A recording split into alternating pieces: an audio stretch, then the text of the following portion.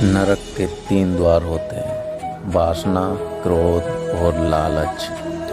परमात्मा को प्राप्ति के इच्छुक ब्रह्मचार्य का पालन करते हैं।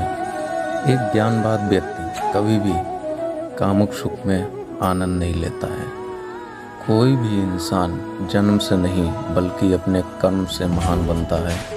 प्रबुद्ध व्यक्ति के लिए गंदगी का ढेर, पत्थर और सोना सभी समान है। कर्म मुझे बांधता नहीं, क्योंकि मुझे कर्म के प्रतिफल की कोई इच्छा नहीं। जिस प्रकार अग्नि स्वर्ग को परखती है, उसी प्रकार संकट वीर पुरुषों को। समय से पहले भाग्य से अधिक कभी भी किसी को कुछ नहीं मिलता है। कर्म के बिना फल की अभिलाषा करना व्यक्ति की सबसे बड़ी मूर्खता है। यह सृष्टि कर्म क्षेत्र है। बिना कर्म किए यहाँ कुछ भी हासिल नहीं होता। जो मन को नियंत्रित नहीं करते, उनके लिए वह शत्रु के समान कार्य करता है। जो दान विनाशकार के कुपात्र को दिया जाता है, वह तनस दान कहलाता है। अपने अनिवार्य काम करो, क्योंकि वास्तव में कार्य करना निष्क्रियता से बेहतर है। सदैव संदेह करने वाले व्यक्ति के लिए प्रसन्नता ना इस लोक में है, ना ही कहीं और। फल की अभिलाषा छोड़कर कर्म करने वाला व्यक्ति ही अपने जीवन को सफल बनाता है। मन की गतिविधियों, होश, श्वास और भावनाओं से माध्यम से शक्ति सदा तुम्हारे साथ है। धरती पर जिस प्रकार मौसम में बदलाव आता है, उसी प्रकार जीवन में सुख दुख भी आता जाता रहता है। लोग आपके अपमान के बारे में हमेशा बात करेंगे। सम्मानित व्यक्ति के लिए अपमान मृत्यु से भी बढ़कर है।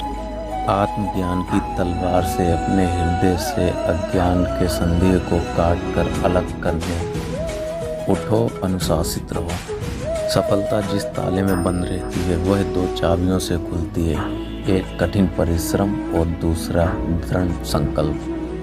मैं भूतकाल, वर्तमान और भविष्य काल के सभी जीवों को जानता हूँ, लेकिन वास्तविकता में मुझे कोई भी नहीं जानता है।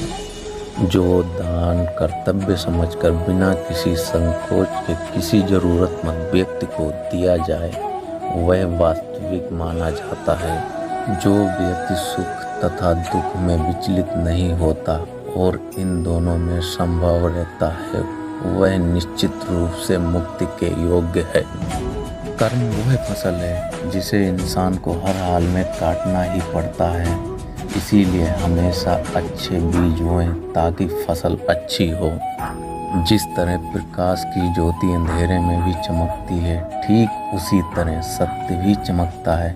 इसीलिए हमेशा सत्य की राह पर चलना चाहिए। जिस मनुष्य के अंदर ज्ञान की कमी और ईश्वर में श्रद्धा नहीं होती, वह मनुष्य जीवन में कभी भी आनंद और सफलता को प्राप्त नहीं कर सकता।